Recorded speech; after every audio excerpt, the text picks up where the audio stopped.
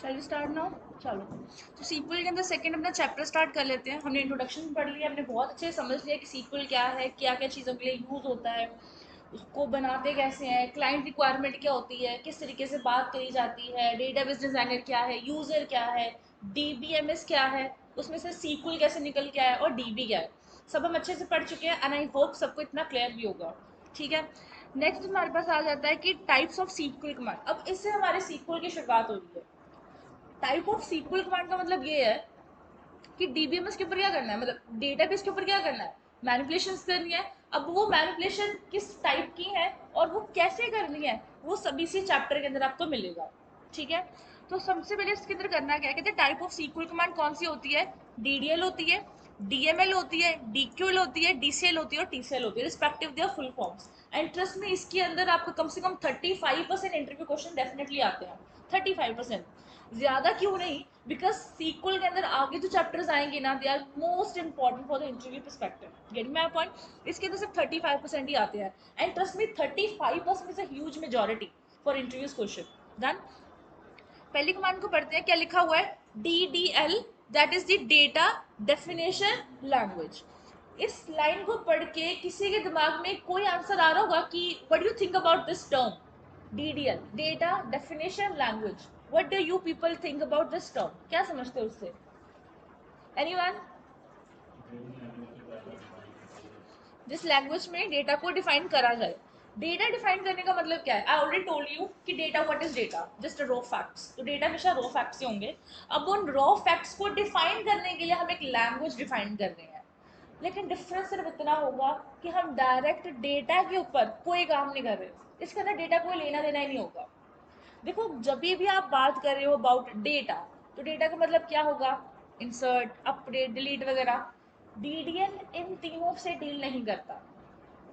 कहता है कि पहले क्या करना है, अगर मैनिपुलेशन करनी है, इंसर्ट करना है, अपडेट करना है, डिलीट करना है, उससे पहले क्या करोगे, पहले डेटाबेस नहीं बनाओगे, पहले क्या टेबल्स नहीं बनाओगे।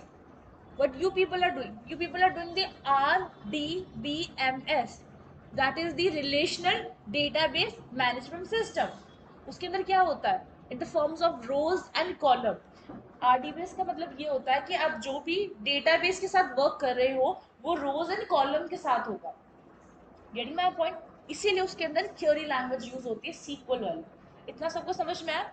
अब बात ये रहेगी कि डेटा डेफिनेशन किससे डील करता है, स्कीमा से डील करता है। पहले सब लेमन में समझते हैं, टेक्निकल लैंग्वेजेस बाद में समझते हैं। So DDL stands for data definition language.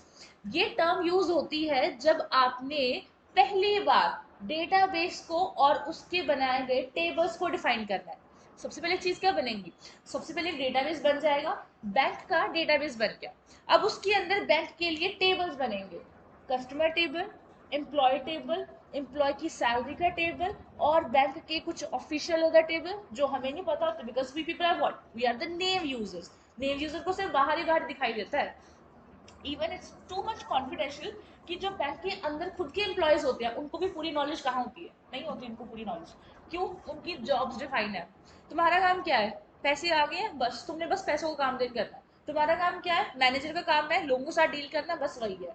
Actual information क्या है, वो शायद ही किसी को पता हो बैंक के बारे में। इतना सबको समझ में आया। सेकंड चीज ये होगी, तुमने एक आर्किटेक्चर बना लिया डेटाबेस का, बैंक का।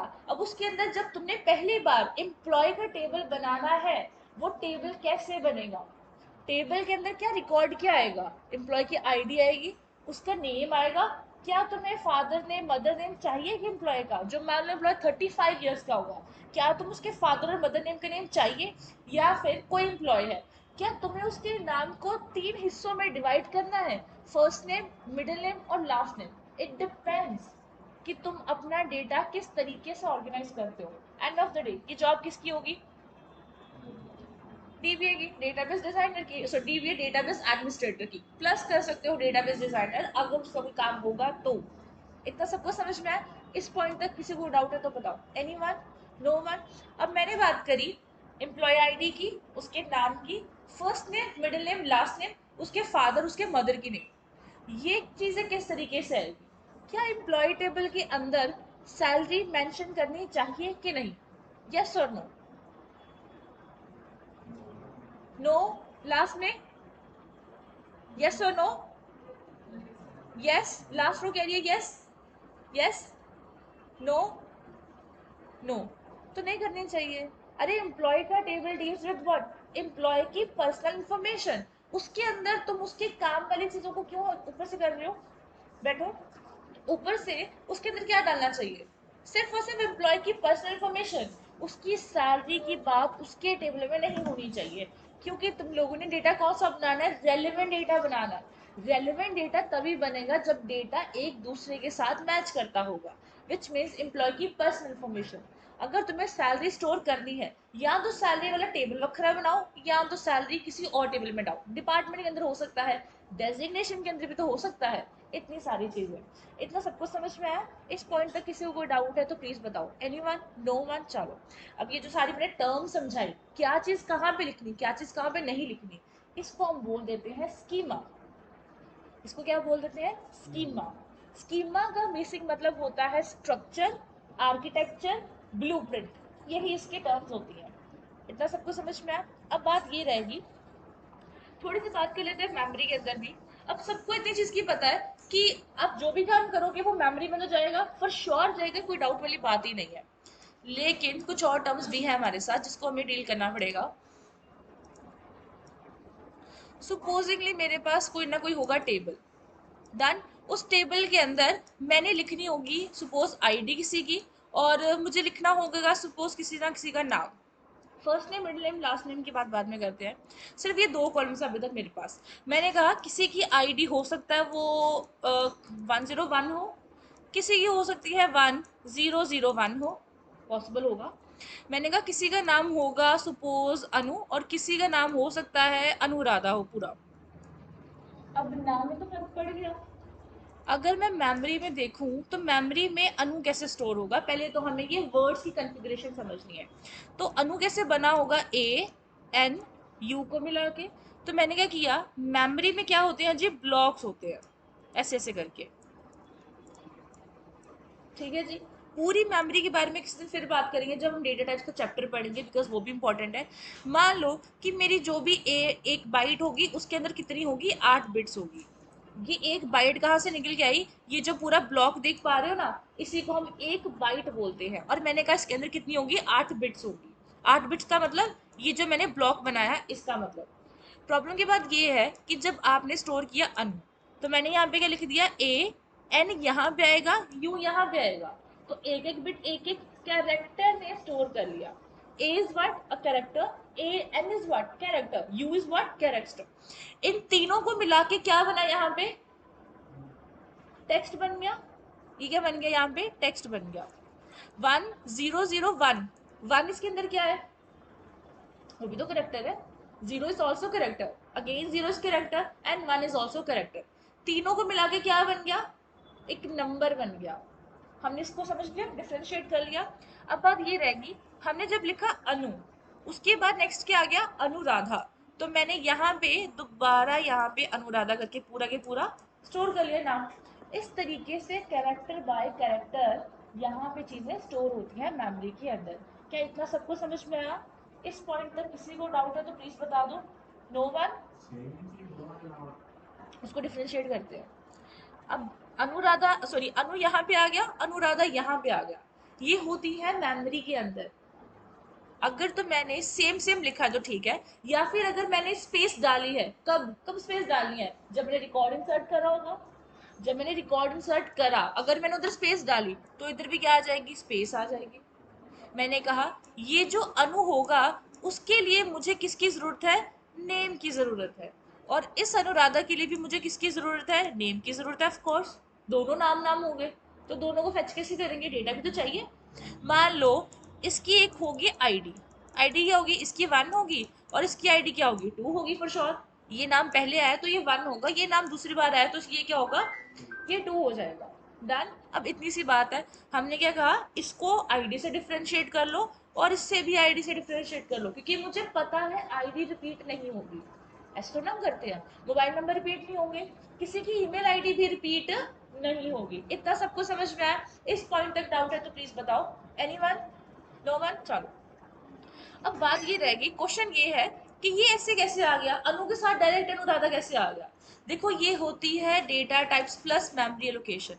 मान लो मेरी एक ब्लॉक के अंदर सिर्फ यही था, मान लो ये बहुत सारी स्पेस बची हुई है, अगर मैं एक बाइट की बात करूं तो मुझे यहाँ पे डिफाइन करना होगा सर्वर के लिए, अपने कंप्यूटर के लिए मुझे डिफाइन करना होगा कि ये जो नाम होगा वो सिर्फ 3 करेक्टर में आएगा, और ये नाम कितने में आएगा, मान लो वो 6 से 8 करेक्टर में आएगा। कंप्यूटर खुद तो समझने से रहा, मुझे समझाना पड़ेगा। तो मुझे करना क्या पड़ेगा, मैंने कहा अगर मैंने आईडी यूज करी है तो आईडी के लिए मुझे एक रेंज चाहिए होगी। रेंज मतलब कहाँ से कहाँ तक मुझे नंबर डालने हैं इसके अंदर। तो आईडी है, आईडी के अंदर कहाँ कितने नंबर आ सकते हैं, 4 से ज्यादा भी हो सकते हैं। इसके अलावा और आईडी के अंदर मैं टेक्स्ट डाल सकती हूँ, ऑफ कोर्स डाल सकती हूँ। अगर मैंने कहा किसी की आईडी 1001 है तो किसी की आईडी EP1001 भी तो हो सकती है। जैसे आपकी बाइक वगैरह नंबर होते हैं PB02 समथिंग वगैरह, तो उसमें क्या होता है, वो करेक्टर भी है और उसमें न्यूमेरिक भी है, वो दोनों चीजों से बना हुआ है। इन चीजों को समझाने के लिए कंप्यूटर को हम क्या करेंगे, डेटा टाइप यूज करेंगे। नाम one, Anu is what, Anu is just a data, Anuradha is what, it's another data. अगर मैंने आईडी मिला दी तो क्या बन जाएगी, इंफॉर्मेशन बन जाएगी कि इस 101 आईडी का नाम कौन सा है, अनु है। 102 आईडी का नाम कौन सा है, अनुराधा है। तो ये बन गई इंफॉर्मेशन। सबको समझ में आ रहा है, डिफिकल्ट तो नहीं लग रहा है किसी को। सेकंड पॉइंट हमने ये करा कि मुझे इनको समझाना है, तो मैं कैसे समझाऊंगी, डेटा टाइप को यूज करके, कि डेटा की टाइप आप कौन सी यूज यहाँ पे कर रहे हो। तो बेसिकली न्यूमेरिक्स के लिए हम क्या चीज यूज करते हैं, हम इंट लिखेंगे। न्यूमेरिक्स के लिए हम क्या यूज करेंगे, इंट लिखेंगे। Int is what, int is the data type. Done, int is what, int is basically a data type. उसके बाद अगर मुझे टेक्स्ट यूज करना है तो टेक्स्ट के लिए मैं क्या डिफाइन करूंगी, मैं वैर कैर डिफाइन करूंगी। वैर कैर मतलब क्या है, variable plus character. Actually text को हम वेरिएबल्स बोलते हैं, और करेक्टर मतलब इसके अंदर अगर आपने कोई भी करेक्टर डालना है तो आप उनको डाल सकते हो। लॉजिक समझ में आया। प्रॉब्लम बस सिर्फ इतनी है, डिफरेंस सिर्फ इतना होगा, इंटीजर कौन कौन से नंबर होते हैं सबको पता ही है, कौन सा नंबर है विदाउट डेसिमल, एनीथिंग और उसके अंदर कुछ और, नेगेटिव टू पॉजिटिव बोला, ठीक है। Negative positive, negative to positive नहीं होता। देखो जी सबने ग्राफ्स पढ़े हैं, तो ग्राफ के अंदर आप क्या करते हो, यहाँ पे क्या होता है, 0 0 कोऑर्डिनेट। आपको पता है प्लस में जाओगे प्रॉफिट में जाओगे, नेगेटिव में जाओगे तो लॉस में जाओगे, हमें ये चीज पता है। हमने कहा यहाँ पे 0 0 कोऑर्डिनेट के अंदर होगा, -2 0 होता है, फिर 0 to पॉजिटिव मूव होता है। सो जब भी आप इंटीजर की रेंज के बारे में बात करो तो यू हैव टू से -2 0, 0 to पॉजिटिव, ताकि आप 0 0 कोऑर्डिनेट को भी मेंशन करो। They are all technical terms that you should know. सबको समझ में आया, नेक्स्ट चलते हैं। अब वैरकेट को कैसे डिफाइन करोगे, मैंने कहा इंटीजर के लिए रेंज फिक्स है, या तो नेगेटिव नंबर आएंगे या तो पॉजिटिव नंबर आएंगे, और कंप्यूटर इतना इंटेलिजेंट है वो इंटीजर को समझ जाएगा। वो प्रॉब्लम ये है कि वो वैरकेट को नहीं समझ पाएगा। गेट माई पॉइंट, क्योंकि नंबर से कहाँ तक नंबर डालोगे, लाख करोड़ तक डाल दोगे बस, ठीक है। अब वैरकैट में ये दिक्कत हो जाती है कि कईयों के नाम अनु है 3 करेक्टर, कईयों का अनुराधा है 6 से 7 करेक्टर। तो इसमें हम क्या करेंगे, हम बात करेंगे कि जो तो होने वाला है मेरा नेम कॉलम, नेम से आइडेंटिफाई कर रहे हैं। मैंने कहा नेम के लिए आप एक काम करो, आप वैरकैट डेटा टाइप को यूज करो। उस डेटा टाइप के अंदर मुझे क्या करने हैं, 255 करेक्टर को यूज करना है। 255 का मतलब क्या हो जाएगा, किसी का नाम है वो 255 कैरेक्टर तक हो सकता है, नहीं हो सकता। तो मैंने क्या किया, मैंने मैक्सिमम वैल्यू बता दी कि 255 से ही होगा, उससे ज्यादा नहीं हो सकता। आप 256 नहीं लिख पाओगे, 255 मतलब मैक्स वैल्यू, उससे कम हो सकते हो। मुझे मान लो किसी का ईमेल आईडी डिफाइन करनी है, तो ईमेल आईडी के लिए मान लो मैंने लिखा, ईमेल आईडी मुझे पता ही है ये 70 कैरेक्टर से ज्यादा चलेगा ही नहीं, तो बस हमने लिख दिया ईमेल आईडी वैरकैट 70 कैरेक्टर बस। तो कंप्यूटर ये समझेगा कि ईमेल आईडी के अंदर उसको सिर्फ 70 कैरेक्टर तक ही लिखने हैं। ईमेल आईडी कैसे, पर नेम के, रोल नंबर 1 उसकी ईमेल आईडी के लिए सिर्फ 70 कैरेक्टर फिक्स होंगे, रोल नंबर 2 उसकी ईमेल आईडी के लिए 70 कैरेक्टर फिक्स होंगे, ईमेल आईडी आईडी 3 उसकी ईमेल आईडी के लिए 70 कैरेक्टर फिक्स होंगे। हर एक पर कॉलम के हिसाब से आप ये चीजें फिक्स करके डाल दी। ये जो फिक्सेशन आप कर रहे हो, ये जो डिफाइन आप कर रहे हो, वो सारा चीज क्या है, जब आप टेबल बना रहे हो कि ये आईडी होगी, ये नेम होगा, ये मेल आईडी होगी, ये फोन नंबर है, उसको ये लिखना है, वो सारी चीज किसके अंदर होगी? That is a part of schema. सबको इतना समझ में आया जी? इस पॉइंट तक किसी को कोई डाउट है तो प्लीज बता दो। एनीवन? टेक्निकल टर्म समझ में आ गई, लेमन समझ में आ गया? वापस चलो पीडीएफ के अंदर क्या मिल गया? कहते DDL changes the structure of table like creating a table, deleting a table, altering a table etcetera. All the commands of DDL are auto committed. So there's a famous word used in SQL that is the auto committed. मतलब क्या होता है? Auto save. Auto committed is equals to auto save. जैसे आप word के कुछ नए version को यूज करते हो तो उसके अंदर क्या होता है? अगर नेट चलने रहने दो तो ऑटो सेव चलता रहता है, मतलब ऑटो सेव होती है। वैसे ही अगर आप इन कमांड्स को यूज करते हो तो आपको सेव करने की जरूरत नहीं होती, वो अपने आप सेव हो जाते हैं। सेव कहाँ भी होगा? मेमोरी के अंदर। आप किससे डील कर रहे हो? आप अपनी रैम के साथ डील कर रहे हो, आप अपने हार्ड डिस्क के साथ डील कर रहे हो, जो आपकी एसएसडी वगैरह होगी। जो किसी कंपनी के एम्प्लॉय होते हैं वो कहाँ से डील करते हैं? वो एक सर्वर से कनेक्टेड होते हैं। सर्वर के अंदर क्या होता है? उनकी जो हार्ड डिस्क बनी होती है वो उसके साथ डील कर रहे हैं, तो वो जो भी काम करेंगे, उन्होंने आज एक टेबल बनाया, सेव हो गया, कल एक टेबल बनाया, सेव हो गया, तो ये होती है ऑटो कमिटेड। उनको सेव करने की जरूरत नहीं है। इतना सबको समझ में आया? इस पॉइंट तक जी किसी को कोई डाउट है तो प्लीज बता दो। एनीवन? No one? कुछ कंफ्यूज तो नहीं हो रहे? चलो वेरी गुड। क्या कहता है? कहते हैं हियर सम सीक्वल कमांड्स। कौन कौन सी कमांड है? यही सारी कमांड्स है। पहली कमांड पढ़ते हैं, कौन सी? Create command. तो क्रिएट कमांड में क्या होता है? सिंटेक्स आपको प्रोवाइड करके रखे होंगे, आपने सिंटेक्स को देखना है, समझना है और अपने इम्प्लीमेंटेशन पे वर्क करना है। सिंटेक्स का मतलब क्या होता है? लिखने का तरीका क्या है? सबसे पहले यही डाउट आता है हमारे मन में, हमने लिखना कैसे है? वो लिखने का तरीका आपको बता दिया है कि डेटाबेस को कैसे क्रिएट करते हैं। तो कैसे करना है? क्रिएट लिखा, डेटाबेस लिखा, डेटाबेस का नाम लिख दिया। अब कईयों को यहाँ पे प्रॉब्लम होगी कि यहाँ पे डेटाबेस का नाम कैसे लिखा हुआ है? एंगुलर ब्रैकेट्स के अंदर। आपने एंगुलर ब्रैकेट्स नहीं डाला, यहाँ पे कुछ डन। क्या लिखा है? DB name. डीबी नेम का मतलब है आप अपने डेटाबेस का नाम डालोगे। Gate my point? अब जरा इसी कमांड को उधर चल के यूज करते हैं। मैं इसको यहाँ पे कर रही हूँ सपोज कॉपी, और मुझे अपना वर्कमेंट स्टार्ट करना होगा यहाँ पे। अभी स्टार्ट हो जाएगा। हो गया। अब मैंने तो बहुत सारे कनेक्शन यूज करे हुए हैं, आपका सिर्फ बाय डिफॉल्ट न्यू कनेक्शन ही आएगा, तो आप उसको यूज कर लेना। चलो मान लो मैं एक नया कनेक्शन बना ही देती हूँ, रहने दो, इसी को यूज कर लेते हैं।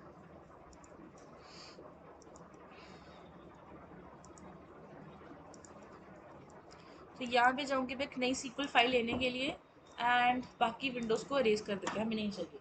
सारा विंडो हमारा सर्वर क्लीन हो गया। अब क्या करेंगे? एक डेटाबेस बनाएंगे, इसको मैं पेस्ट कर देती हूँ। और अब ये देख पा रहे हो यहाँ पे क्या बता रहा है? क्रॉस बता रहा है। मैंने दो चीज़ें तो बिल्कुल ठीक लिखी हैं, क्रिएट, डेटाबेस। ये दोनों चीज़ें क्या है? कीवर्ड्स हैं। इनको बोलते हैं कीवर्ड्स। कीवर्ड का मतलब होता है कोई ऐसे वर्ड जो कि रिजर्व्ड हो, आपके सिस्टम में समझ पा रहा है। ये जो मैंने सीक्वल वर्कबेंच इंस्टॉल करा है ना, इसके अंदर ये दो चीजें ना कीवर्ड्स हैं, रिजर्व्ड है, जो कि सर्वर को पता है, कंपाइलर को पता है, ऑलरेडी आपके कंप्यूटर को पता है कि दो चीजों से आप क्या बना लोगे? डेटाबेस का नाम बना लोगे। फिलहाल मुझे चाहिए नहीं तो मैं इसको कमेंट कर दूंगी। यहाँ पे इसको कमेंट करना पड़ेगा, नहीं चला, इसको ऐसे लिख दो। सब कुछ ब्लू में हो गया, ये कमेंट हो गया। कमेंट नॉन एग्जीक्यूटेबल होते हैं, कमेंट्स एग्जीक्यूट नहीं होते। वो जस्ट आप ही के लिए कि आपने ये चीज़ यहाँ पे लिखी है, मुझे सिर्फ तुम लोगों को नोट्स देने हैं, तो इसलिए मैं यहाँ पे लिख रही हूँ। अब मैं क्या करूँगी? इसको लिख दूँगी how to create a database, लिख देते हैं डीबी। डीबी के लिए मैं एक कमांड यहाँ पे लगा देती हूँ, क्रिएट डेटाबेस।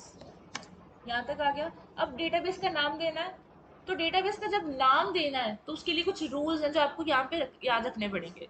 मान लो मैं यहाँ पे लिख रही हूँ गो गेट शॉप। मैंने हो सकता है कोई ई कॉमर्स वाली वेबसाइट बनाई हो, तो मुझे उसके लिए एक डेटाबेस बनाना है। मेरी वेबसाइट होगी कोई ई कॉमर्स वाली, उसके लिए मैंने बना दिया गो गेट शॉप। अब कई स्टूडेंट क्या करते हैं, जैसे go is another word, one word, get second word, shop third word. बच्चे क्या करेंगे? इनमें से स्पेसेस डाल देंगे। नहीं कर सकते, स्पेसेस नहीं डालनी। जो भी शब्द आप खुद से लिख रहे हो इसके अंदर, उसके लिए आपने स्पेसेस नहीं डालनी। The first thing is spaces are not allowed. ये रूल्स है, प्लीज इनको लिख कर उनको नोट डाउन कर लो। The first rule is spaces are not allowed. इसको हम क्या बोलते हैं? आइडेंटिफायर बोलते हैं। ये एक यूनिक वर्ड होगा, सो लिख लो इसके बारे में। Identifiers are the unique words given by given by given by the DBA. Treat yourself as you people are DBA. तो तुम लोग क्या क्या रिस्पॉन्सिबिलिटीज के अंदर लोगे? ठीक है जी। Identifiers are the unique words defined by the DBA. While defining, while defining an identifier, while defining an identifier, there are some there are some rules that you need to follow. There are some rules that you need to follow. You need to follow. लिखो first rule. First rule is spaces are not allowed. Spaces are not allowed.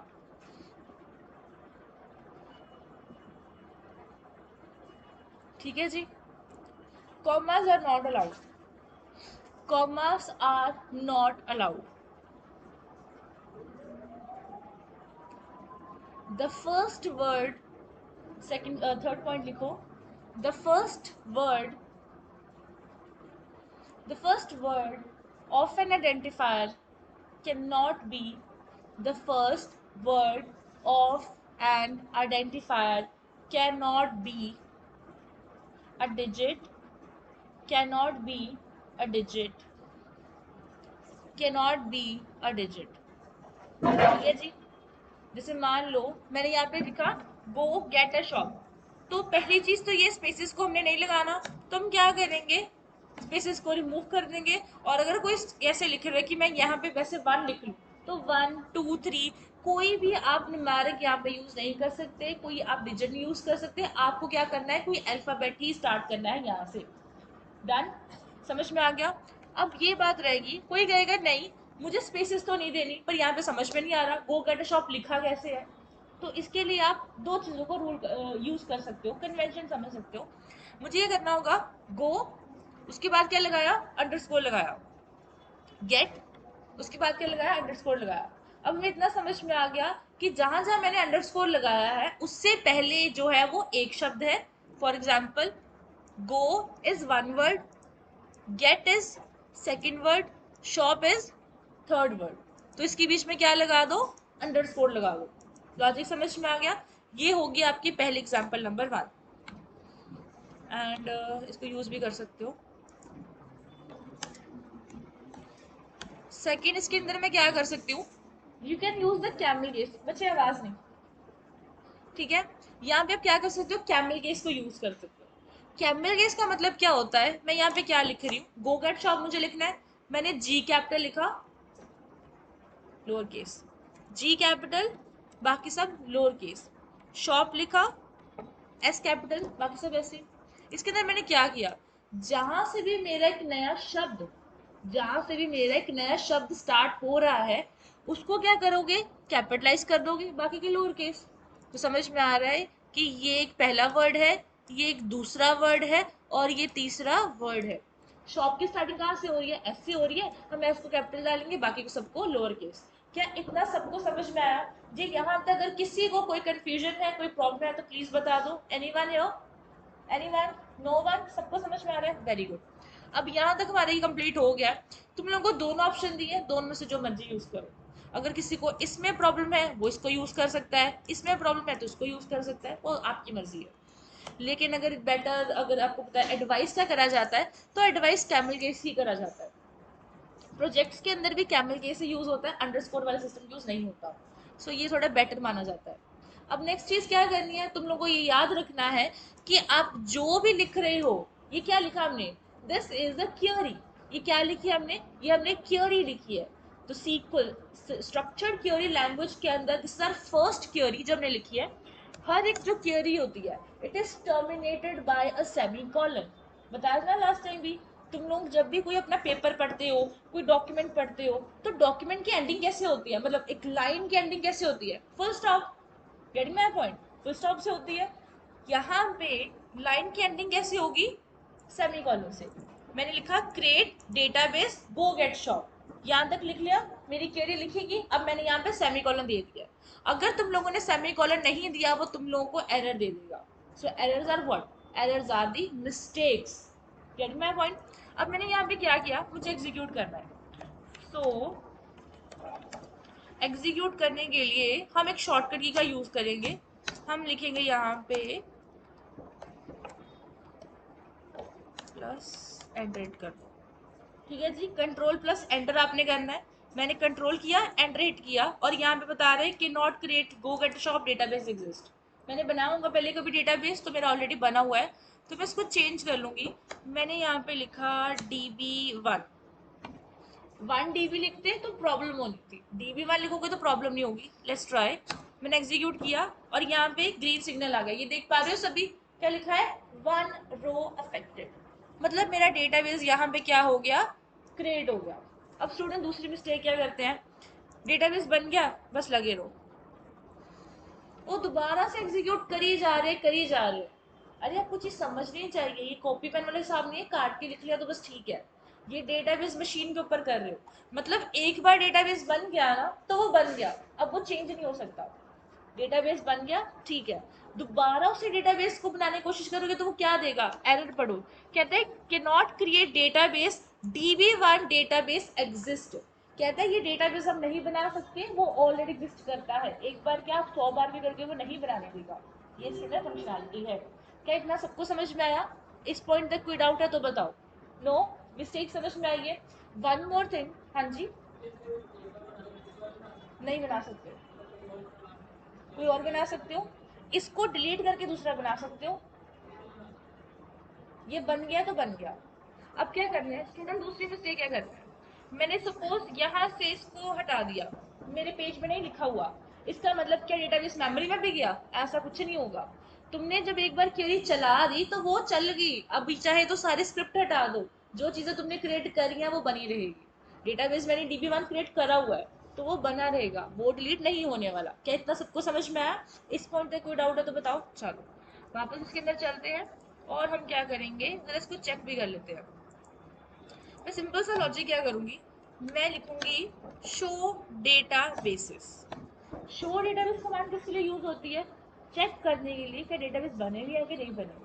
देखो जी, जो जो मैं query लिखवा रही हूँ please इसको साथ में नोट डाउन भी करते जाओ, क्योंकि जब आप प्रैक्टिकल करोगे आपसे मिस्टेक ज्यादा हो सकती हैं, तो उसके लिए आपको प्रॉब्लम नहीं आएगी। मैं लिखा show database, again control plus enter, और यहाँ भी उसने मुझे सारे डेटाबेस की लिस्ट बता दी। क्या लिखा उसने, जितने भी डेटाबेस बने हैं सभी आ गए। उसमें से मैंने भी कौन सा बनाया, DB1 नाम का डेटाबेस बनाया हुआ है, तो मुझे पता चल गया कि DB1 नाम का डेटाबेस मेरा बन चुका हुआ है, मेरी केयर एग्जीक्यूट हो चुकी है। लॉजिक समझ में आया। अब किसी का यहाँ तक कोई क्वेश्चन है, नो, मैं बता देती हूँ जो जनरली क्वेश्चन पूछते हैं, क्या इस लाइन को मैं यहाँ से उठा के, क्या मैं इसको यहाँ पे लिख सकती हूँ, मतलब क्या क्वेरीज के अंदर ऑर्डर मैटर करता है, ऑर्डर मैटर करता है, यस और नो, लास्ट रो में यस और नो, यस, मिडिल में यस, यस यस नहीं, ऑर्डर मैटर नहीं करता, जो मर्जी क्वेरी को आगे पीछे लिखो। क्योंकि अभी तक आपने क्या नाम सुना, स्ट्रक्चर्ड क्वेरी लैंग्वेज, अभी तक चीजें स्ट्रक्चराइज नहीं है। यहां तक ये क्या है, ये एक सिंगल क्वेरी है, this is also what, a single query. Create करना है, शो करना, आगे पीछे भी कर सकते हो, ऐसी कोई प्रॉब्लम नहीं है। क्वेरी का ऑर्डर आगे पीछे हो सकता है। सबको समझ में आया, इतना क्लियर होगा सबको, चाहे तो आगे पीछे लिख दो, क्या इसको मैं करके एग्जीक्यूट कर सकती हूँ, बिल्कुल एग्जीक्यूट कर सकती हूँ। अगर मैं इसको एग्जीक्यूट करूँ तो नहीं कर पाऊंगी, क्यों, डेटाबेस ऑलरेडी क्रिएटेड है। इतना सबको समझ में आया, इस पॉइंट तक डाउट है तो प्लीज बताओ। एनीवन, सब नोट कर रहे हो, नेक्स्ट चलो। चलो डेटाबेस अब क्रिएट कर लिया, अब क्या करना है, अब हमने टेबल क्रिएट करना है। सिंटेक्स में क्या लिखा है, कहते हैं पहले क्रिएट टेबल लिखो, कीवर्ड्स लिखो, फिर टेबल का नाम लिखो, ठीक है जी। उसके बाद क्या करो, एक ब्रैकेट डाल दो, पैरेंथेसिस डाल दो, उस पैरेंथेसिस के अंदर क्या करो, सारे कॉलम लिख दो। डन। कहने का मतलब ये हुआ कि मैंने क्रिएट टेबल शुरू कर दिया, अब यहाँ पे मेरा ये पैरेंथेसिस स्टार्ट हो जाती है। इस पैरेंथेसिस के अंदर मुझे सारे कॉलम को डिफाइन करना है। डन, इतना समझ में आया। अब जरा इसके अंदर चलते हैं, क्या लिखा हुआ है, कॉलम नंबर 1 लिखो, फिर उसकी डेटा टाइप लिखो। अभी तक हमने कितनी डेटा टाइप करी, इंटीजर वैरचर समझ ली। उसके बाद साइज बताया था ना, वैरचर 70, वैरचर 255, ये वही चीजें लिखनी है। उसके बाद कॉलम 2 डेटा टाइप और ये चीजें। टोटल कितने कॉलम मेंशन कर सकते हो टेबल के अंदर? आपको क्या लगता है कि एक टेबल के अंदर कितनी लिमिट होनी चाहिए कि बस इतने ही कॉलम्स के अंदर आने चाहिए? बताओ, 10, 15, 20, 100, 1000, कितने कॉलम की लिमिट आनी चाहिए टेबल के अंदर? कितनी लिमिट? एनीवन? यस और नो? कोई लिमिट होनी भी चाहिए कि नहीं? लास्ट में ये मुंह में मत बोला करो, you have to speak of yourself. Last row में यस और नो? No limit? हाँ जी, आप में नो, आप में no limit, obviously no limit. अरे फिर टेबल का फायदा क्या हुआ? जितने मर्जी कॉलम लिखो, तुम्हें 7 कॉलम चाहिए चाहे तुम्हें 7000 चाहिए, जितने मर्जी बनाओ। अरे कंपनी 2-4 कॉलम के ऊपर थोड़ा लिमिट कर रही है, उसके ऊपर तो लिमिटलेस चीजें होनी चाहिए। जब जरूरत है कॉलम ऐड करो, नहीं चाहिए डिलीट करो। Logic clear? चलो वापस चलते हैं। तो आई डोंट थिंक हमें सिंटेक्स की जरूरत है, वापस चलते हैं। यहाँ पे टेबल क्रिएट कर लेते हैं। Next is how to create a table.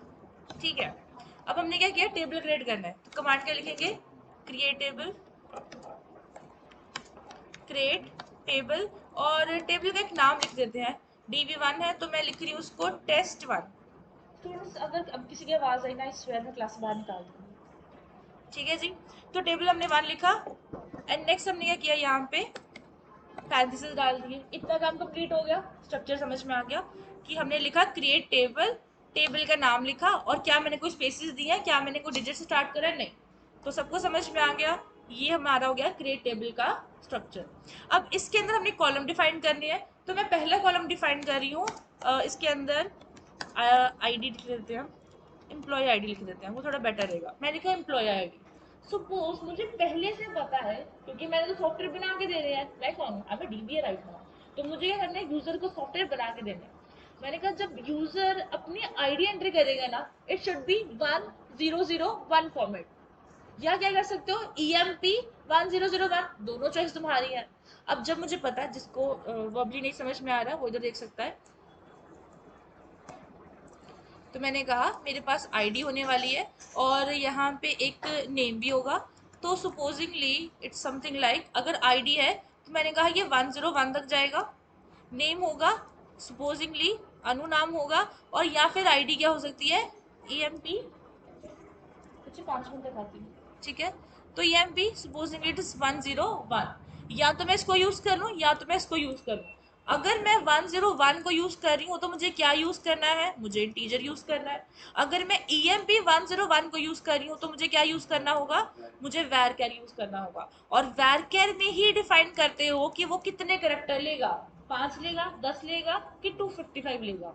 Logic समझ में आ गया। इंटीजर के लिए कोई साइज नहीं होता, वो इनबिल्ट होगा, कभी आगे चल के बात करेंगे। अनुनाम हो गया, उसके लिए भी क्या लेंगे, वायर क्या लेंगे, उसका साइज लेंगे। चलो वापस चलते हैं।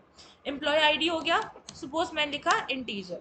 पहले क्या लिखना है, कॉलम का नाम लिखना है, फिर डेटा टाइप लिखनी है, उसका साइज लिख देना है। अभी मैंने क्या बताया, क्या इंटीजर के लिए साइज लिखना है, नहीं लिखना, कॉमा डाल दिया। कॉमा का मतलब क्या, अभी मैंने एक और कॉलम डाला इसके अंदर। So next is going to be supposing it's name, और यहाँ पे क्या लिखेंगे कि वो क्या है जी, वैर क्या है। तो वैर क्या लिखा, मैं लिख दिया 255। अगर मैंने यहाँ पे लिखा 256 या 255 से एक भी ज्यादा अगर मैंने नंबर डाल दिया, तो यहाँ पे एरर आएगा। वो कहता हमने वैरकैट से ऊपर कभी मेमोरी में साइज नहीं बनाया। मतलब तुम लोग जो अपने लैपटॉप के अंदर साइज चला रहे हो ना, वो 255 से ज्यादा हो ही नहीं सकता, तो तुम लिख पाओगे, कभी नहीं लिख पाओगे। Gate my point? हाँ जी, मैंने कहा कि हमारी मेमोरी के लिए, वैरचर के लिए 255 करेक्टर स्टोर है।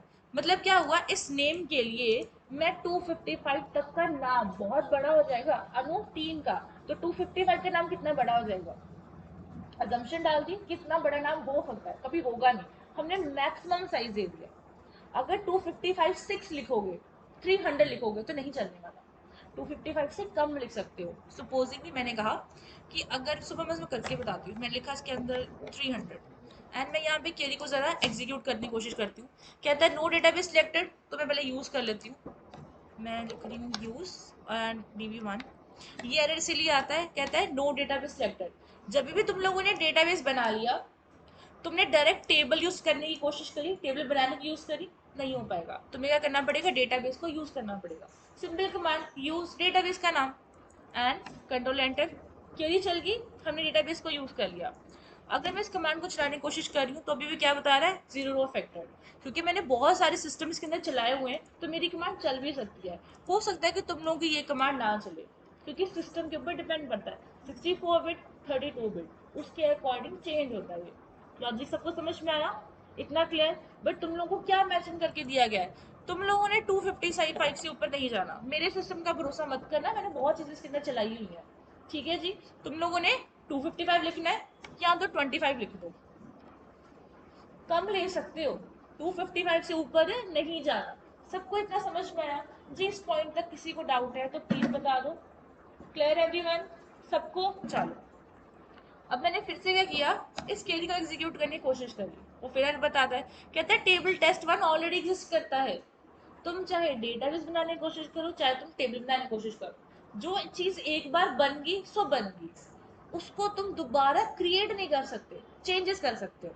मान लो सिर्फ कितने कॉलम है, 2 कॉलम है, मुझे ईमेल आईडी डालनी है तो वो मैं डाल सकती हूँ। लेकिन अगर तुम बोलो कि मुझे इसी को दोबारा बनाना है, मैं दोबारा से लिखूँ, मैं कैसे करूँ, कॉमा डाल दूँ और मैं लिख दूँ ईमेल, और फिर मैं लिख दूँ यहाँ पे varchar, फिर मैं लिखूँ यहाँ पे 100 और इतना लॉजिक, उसके बाद मैं करूँ फिर से इस क्वेरी को लगाने की कोशिश करूँ, तो क्या कहता है टेबल 1 ऑलरेडी एग्जिस्ट। तो तुम्हें इसके लिए, अगर तुम्हें इसको ऐड करना है तो कुछ और चीज़ होगी, अभी के लिए इसको नहीं यूज़ करना। डन। और ट्राई करना, देखो स्टार्टिंग में स्टूडेंट बहुत मिस्टेक करते हैं जब वो टेबल बनाते हैं। कुछ मिस्टेक तुम लोगों को मैंने बता दी है। कुछ मिस्टेक ये होती है कि वो कॉमा नहीं लगाते। जैसे यहाँ पे तो कॉमा लगना भी नहीं था। यहाँ पे एक कॉलम, दूसरा कॉलम, वो यहाँ पे कॉमा नहीं लगा रहे। यहाँ पे वो क्या कर रहे हैं, वो सेमी कॉलन नहीं लगा रहे। अगर वो टेबल का नाम लिख रहे हैं उसके बीच में वो स्पेस दे रहे हैं। ये जनरल मिस्टेक स्टूडेंट्स करते हैं जो तुम लोगों को इसके अंदर नहीं करनी। क्लियर हुआ? और अगर मिस्टेक हो भी गई है, तुम लोगों ने क्या करना है, नीचे एरर पढ़नी है, उसको समझना है, फिर उसके ऊपर अपना काम करना है। देखो वो लाइन भी बताता है कि तुम्हारी कौन सी लाइन में कहाँ पे प्रॉब्लम आ रही है। लॉजिक समझ में आया सबको? अब एक छोटी सी असाइनमेंट बना सकते हो राइट नाउ। ठीक है जी, जितना काम हो सकता उतना करने की कोशिश करो। तुम लोगों ने क्या करना है, कॉलेज का डेटाबेस बनाना है, उसके अंदर स्टूडेंट का टेबल बना देना है बस। ट्राई करो, तुम लोग कितने टेबल बना सकते हो। मैंने लिमिट रखी, तुम लोगों ने स्टूडेंट टेबल के अंदर 10 कॉलम बनाने हैं। समझ में आ गया सबको? अब उसको देखना कैसे है, क्या करना है, वो बाद में समझते हैं। असाइनमेंट समझ आई सबको? मैंने क्या बोला है, मैंने कहा कॉलेज का डेटाबेस बनाओ, उसके अंदर स्टूडेंट का टेबल बना दो। स्टूडेंट के अंदर कितने कॉलम होने चाहिए, 10। टेक्निकल टर्म में कॉलम रो क्या चीजें हैं बाद में समझते हैं। Logic clear? चलो बना। लैपटॉप तो हो गया सबके पास, कुछ बोलो।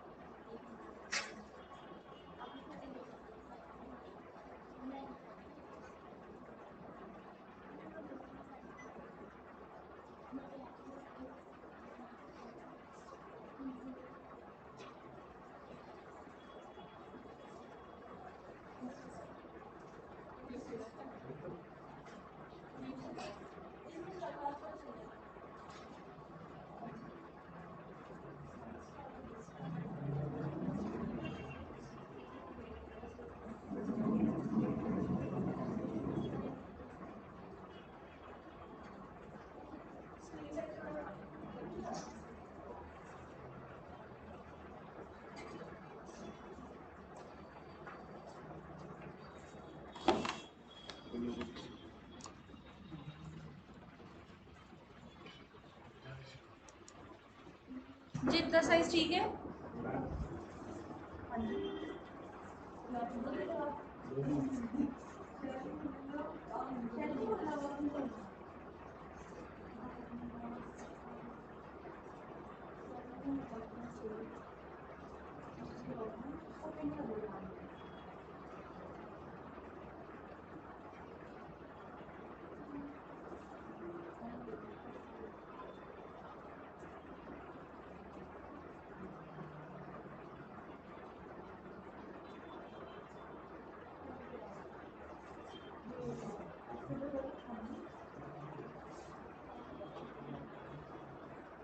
इसको बंद नहीं करा ना देखो, जहाँ से प्रैक्टिस स्टार्ट करी करने से इसको बंद नहीं करना है, सेंटर में लेना है।